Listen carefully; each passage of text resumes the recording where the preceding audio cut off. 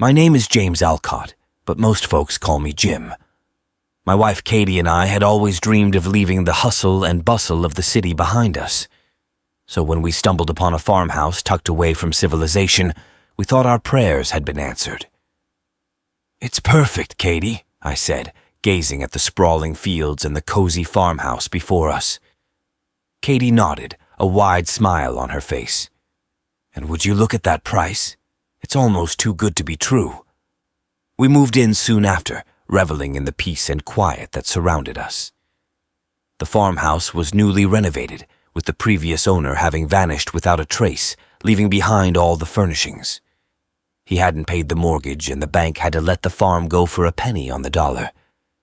It seemed like a stroke of luck. But as time passed, strange occurrences began to unsettle us.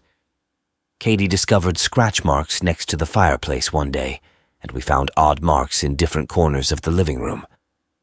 "What do you think caused this, Jim?" Katie asked. I shrugged. Probably just wear and tear from the previous owner. Nothing to worry about. That night, as we lay in bed, a strange light emanated from the old well near the barn. Katie shook me awake, her voice trembling. "James, wake up!" I rubbed my eyes and stumbled into the kitchen, where the light illuminated the darkness. But what caught my attention was the loud growling and banging coming from the well. "That's not normal," I muttered, my heart pounding in my chest. Katie gripped my arm, her eyes wide with fear.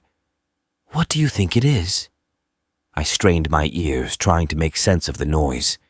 "Probably just some animals fighting. We'll check it out tomorrow." Despite the unease settling in my stomach, I led Katie back to bed, hoping that sleep would bring clarity to the strange events unfolding around us.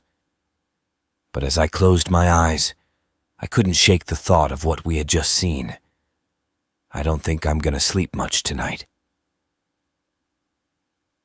The morning after that restless night, I found myself up early, unable to shake the thoughts of the night. I got up early and made breakfast for Katie and me. I woke her with a tray of eggs from our own chickens and freshly brewed coffee. "You're so sweet, hon. I love you, thanks," Katie said, though her smile didn't quite reach her eyes. As we ate, Katie couldn't contain her concern any longer. "Jim, we need to find out what happened last night." I tried to reassure her. "Babe, it was just some animals fighting. We're out in the country now." But Katie persisted. "What if there's something down there in the well stuck?" I suggested we make a trip to town later in the day, promising to investigate the well upon our return. Katie reluctantly agreed, though not feeling good about it. When we returned home, armed with flashlights, we made our way to the well near the barn. But before I could even see it, Katie let out a gasp of horror. I followed her gaze and saw it too, blood trails staining the ground around the well. "That's not an animal's doing," Katie exclaimed. I tried to calm her nerves, suggesting it could have been a bear or a coyote, but not really knowing what it could be. It didn't look like a regular animal attack. The next day, we called the police to investigate, as we once again experienced the same odd light and strange sounds. They couldn't offer any explanations, but one officer stayed behind to talk to us. He revealed that the previous owner had reported similar occurrences: strange lights, eerie noises, banging noises, and trembling in the ground. The worst was the sounds that followed the trembling. He described it as the earth shaking, while hollow sounds followed like footsteps. After he left, Katie and I decided to search around the well ourselves.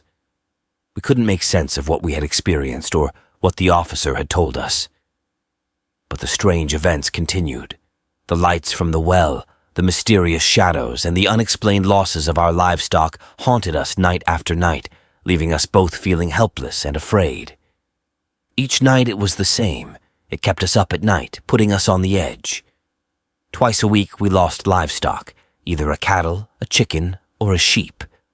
We didn't know what to make of it all. Days went by, each one filled with escalating fear, as the howling and growling outside our farmhouse seemed to increase in both sound and intensity. Then, one fateful night, we heard it. The loud banging on our front door that echoed through the silent darkness of our home. Katie rushed awake. "Jim, what was that?" she said as she clutched onto my arm. I didn't know how to answer her.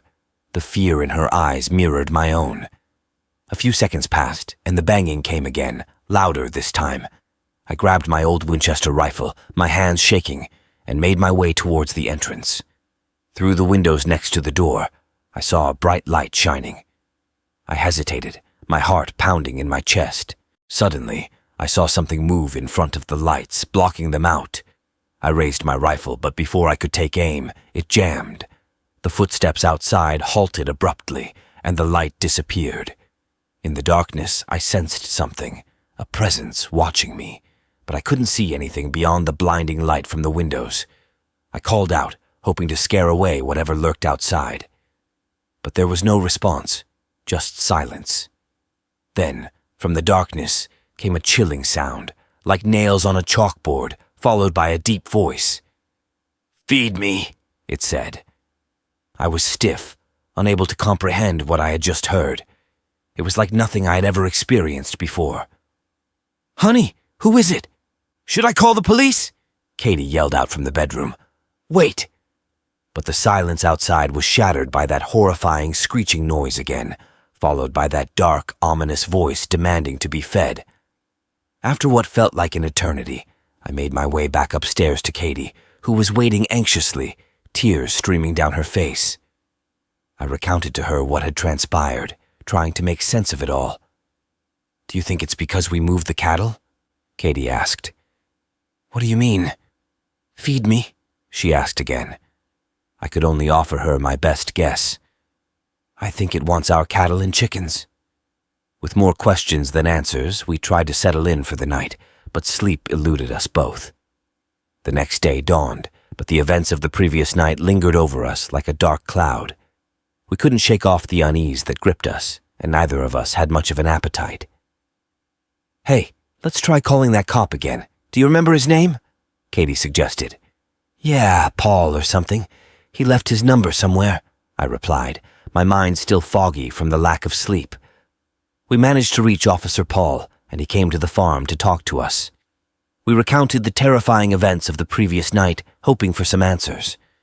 The officer listened intently but didn't offer any explanation. He was at a loss, though he did share a chilling detail. The previous owner had experienced similar horrors, including the disappearance of pets and the presence of inexplicable voices and footsteps in the house. Paul offered a theory. He suggested that whatever lurked in the well might be appeased as long as it was fed. "Don't run out of livestock to feed it. Try twice a week," he advised. "Feeding it?" I echoed. "Maybe we should try setting up a chicken near the well tonight?" Katie agreed. "Let's just try something." That night, as we lay in bed, the silence was shattered by a new sound, a loud, muffled chewing accompanied by guttural growls. It chilled me to the bone, and sleep remained elusive once again. "Hun, I checked the well," I told Katie the next morning, my voice heavy with exhaustion. "The chicken was gone, feathers and blood everywhere, but I think it left us some sort of present." Outside the front door lay a golden token, glinting in the morning light. "I don't know what it's worth or what we can use it for," I said.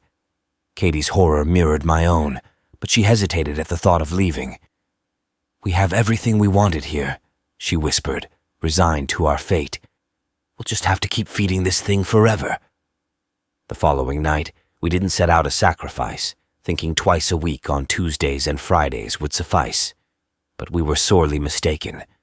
We were awakened by a violent shake that rattled the farmhouse, accompanied by furious growls. "I think we need to feed it 2 days in a row," I said to Katie, my voice tense with urgency. Grabbing 2 large steaks from the fridge, I hurled them out the front door, hoping to placate the creature. It worked, and I went back to Katie in the bedroom. As time passed, we settled into a routine, figuring out that Tuesdays and Wednesdays would be enough to keep the creature satisfied. "Maybe one day we'll actually get to see the creature," Katie said. "I hope not," I replied. "Think of what it's done to the previous owners." We went into town one day, determined to uncover the dark history of our farmhouse. We scoured every list and article we could find about the previous owners of the farm. There it was, an article detailing the fate of the previous owner. He had been found hundreds of miles away, torn apart into pieces. It was as if a wild animal had savagely attacked him, yet he was discovered inside a locked cell in a psychiatric ward he had admitted himself to. The contradiction was baffling. "Think the creature followed him?" Katie asked me. "It seems like it. It means we can't move," I replied. Moving would only provoke the creature, and we couldn't risk that. Article after article chronicled the tragic fates of the previous owners in different places all over the country. They all went missing under mysterious circumstances, only to be found maltreated and dead in obscure settings. It all became clear to us. "We have no way out," I whispered.